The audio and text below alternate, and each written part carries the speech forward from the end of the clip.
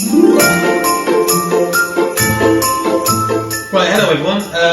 Now I'm going to be making some cherry and peanut slices. It's another favourite of mine from 40 years ago.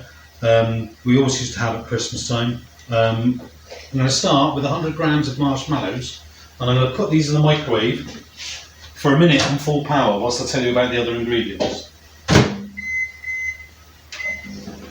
I also have, to go in with the marshmallows, some vanilla extract.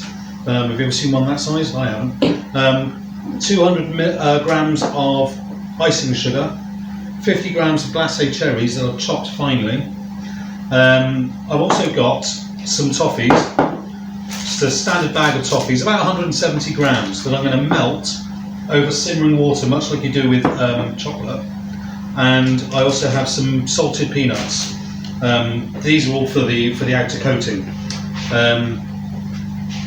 I know it's a lot of sugar. It is very sweet, but a little does go a long way. So bear with me on this. And it is, Christmas once a year, so it can be a bit sticky. This the whole process, and it's why you only make it the once a year. I'm putting some dust on the board because I'm going to have to roll these out. Now look at these when they come out. They've already melted. Okay, and now I've got to beat the icing sugar into the mallows, along with the vanilla and the glacé cherries.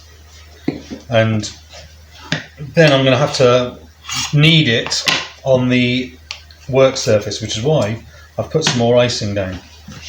It will all come together and it will be sticky and it will be thick, but that's kind of what we want, because then we can mould them, you see.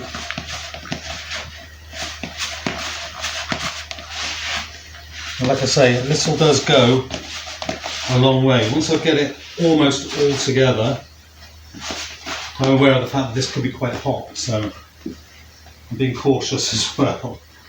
We can get it out on the worktop and work. Oh no, actually it's not hot at all. And now we can start bringing it together, almost like you're kneading dough. It doesn't look the most appetizing at the moment, I'll admit, but trust me on this. If I can just keep it off the worktop, it is well worth the mess. That's what I need to do.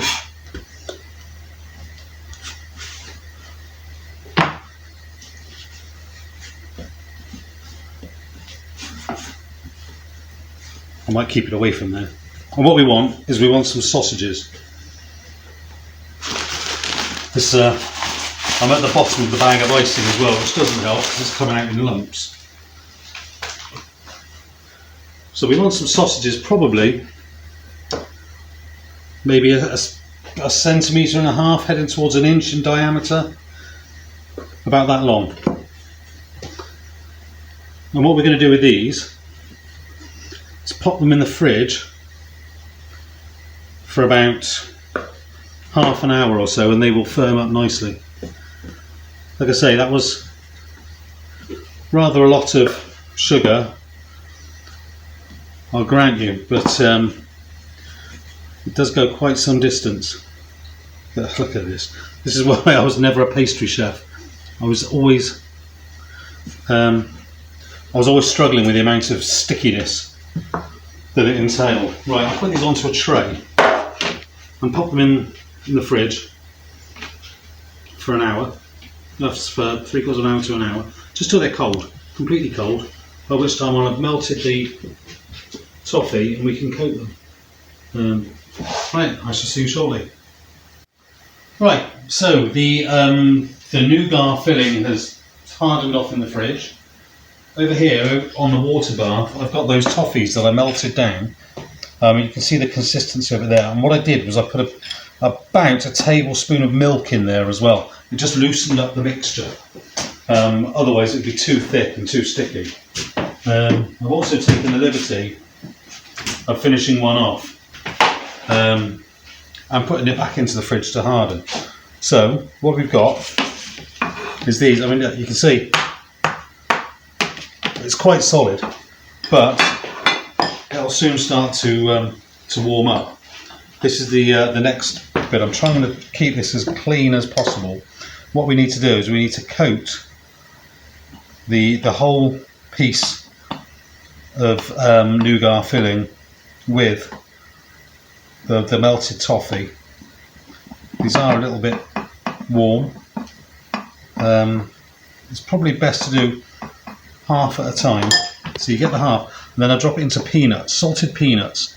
And what I've done with those is I've put them into a little food processor and chop them. You can chop them by hand, or you can put them in a plastic bag, and then crush them with a rolling pin. But a little mini chopper is perfectly acceptable, and it's probably the easiest way to do it. I'm just going over the other side now. Like I say, it is a little bit messy, but it is seriously worth it. I've been making these myself for years. In fact, up until a couple of years ago, every Christmas my mother did still make me these. These were my favourite as a child. So we literally coat them in the peanuts, and you can use desiccated coconut if you wish, but the saltiness of the peanut against all the sweetness is what really does make this stand out. And I don't know whether you can get the same effect in your mouth with the desiccated coconut. And as you can see, it was a lot of sugar to start with, but it does go quite a long way. I'll just rinse my fingers, because you don't need to see me do all the rest of them. It doesn't make for very interesting viewing, but that gives you an idea. They literally will go back into the fridge 15-20 minutes, and it'll be at this point, which is set quite nicely. Right, I'll go and get some more of these, some more petit four cases, and then we just literally slice it and drop it in. It's a homemade chocolate, so to speak. And let's be honest, if you're going to give these to a grandparents or whatever, as a Christmas treat, along with some of the truffles from earlier, I mean, come on, what doesn't that scream Christmas at you? Like I said, I've been loving those for 40 years. Please give them a go. Hopefully I'll get some positive feedback from it. Okay, bon appetit.